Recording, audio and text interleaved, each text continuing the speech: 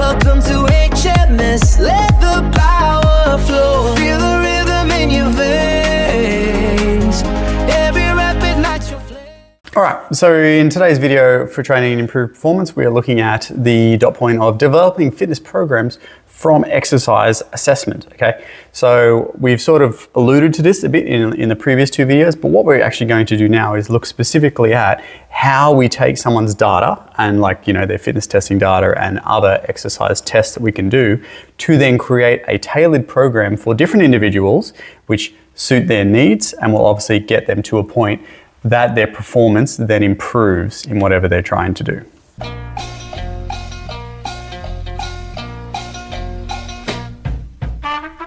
So this is pretty much just repeating what we went through in the previous video, looking at what is exercise assessment. Okay, so we're using fitness testing data from various relevant components, okay, to make judgments about an athlete's abilities. So if we're looking at general public, your recreational athletes, they may do a whole range of tests. They may do all 11 tests, okay, for the GP to establish a baseline for their health markers. In today's video, we're focused more on athletes, or I'm going to give you some examples more around athletes, because that's more likely the type of question that you will be asked in your HSC. So a weightlifter isn't going to complete all 11 tests, all right? They could if they wanted to, but relevant tests, we're probably looking at doing a test for muscular strength, flexibility, body composition, power, and speed. A marathon runner, on the other hand, would be tested on things like cardiorespiratory endurance, muscular endurance, and speed. All right.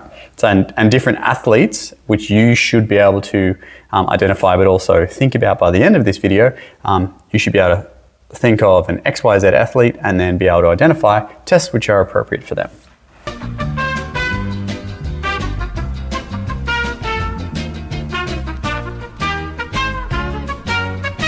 Okay.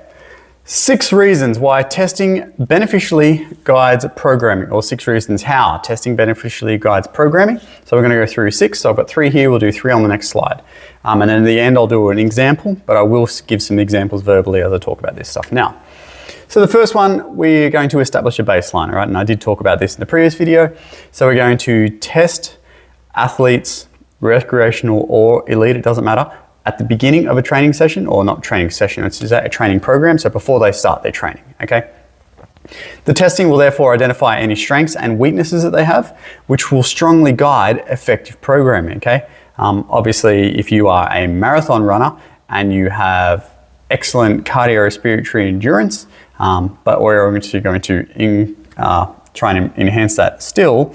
But let's say you may have a weakness with your muscular endurance, okay? So when you are running for 2+ hours, it's not your cardiorespiratory system that's giving out, it's maybe your legs. Your legs are so tired, all right? So therefore, for that marathon runner, you would program in more activities which enhance the muscular endurance of their leg musculature. Second reason, we've got personalizing our programming, all right? So by understanding the athlete's needs and their baseline data, programming is then tailored to improve performance. These two go hand in hand, okay? So if you're a weightlifter and we know that the weightlifter wants to increase their clean and jerk by 15 kilos over a 6-month period, all right? That's their need, okay? And we've got their baseline data, so we do a whole range of tests around their power and strength in their upper body, and therefore we would then personalize the program for that weightlifter. We're not going to give that weightlifter just a generic program that everybody does, because it may not be applicable to them.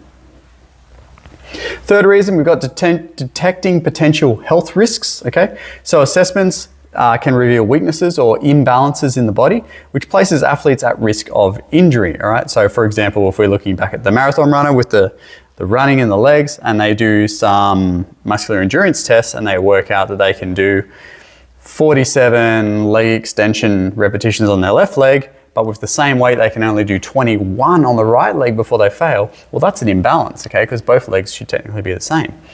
So therefore, that's something that we need to cater for in the programming, and we may do a lot of single leg work instead of double leg work, which will help bring that one up while maintaining this one.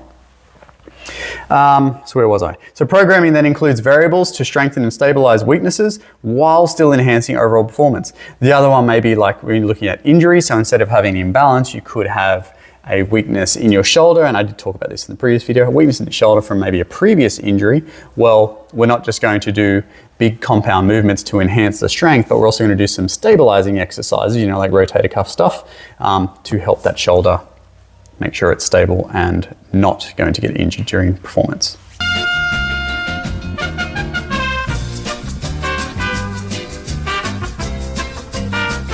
All right.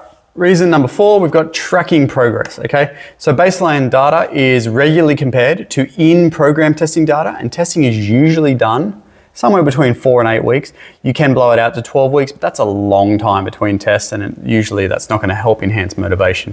But at the same time, you don't want to be testing every week, because then instead of doing a training session, you're doing a session for testing, and it takes away from the training. So you need to strike that balance. So 4 to 8 weeks is generally a good time.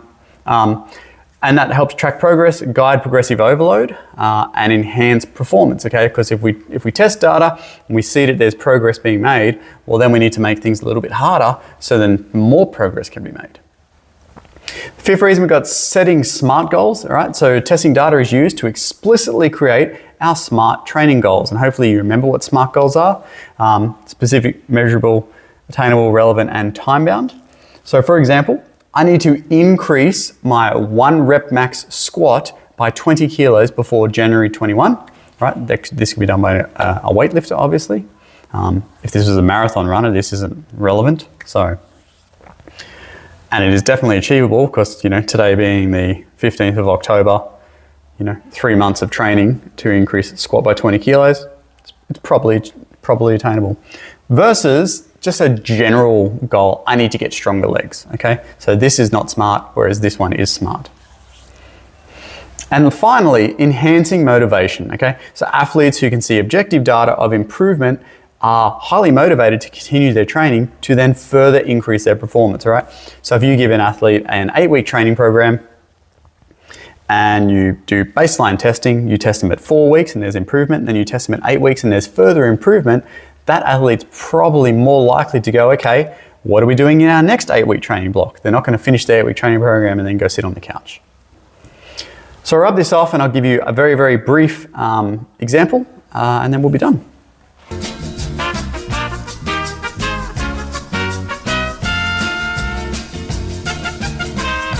All right, so here's just a very brief example as to how you would apply a training program based on our fitness testing data. So I've got an example of a sprinter here. So the sprinter simply just needs to increase, or decrease technically, their 100-meter time. So they're increasing their 100-meter speed, all right?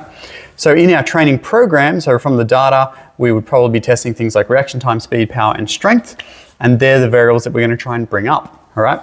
So if we're going to focus on reaction time, we're going to do some start practice, all right? So they just get on the block, they do their touch start, and then we just randomly let the gun go. And we'd measure their reaction time. We do it over and over and over, and they do lots of practice until they're able to get or explode off the blocks in as little time as possible. We're going to focus on their speed. So we're going to do some things like parachute sprints, all right? We may also do some things like, instead of doing 100 meters, we may do some like 30, 40 meter speed work, okay? So just explosive 40 meters, walk back to the start, have a rest, explosive 40 meters, walk back to the start, etc. Some power work, so we're going to do some explosive type movements like using squats, so putting a moderate weight on the bar, but this time when we are in the upward phase, we are exploding concentrically. We might do some explosive lunges as well, and do some other power work like box jumps, all right?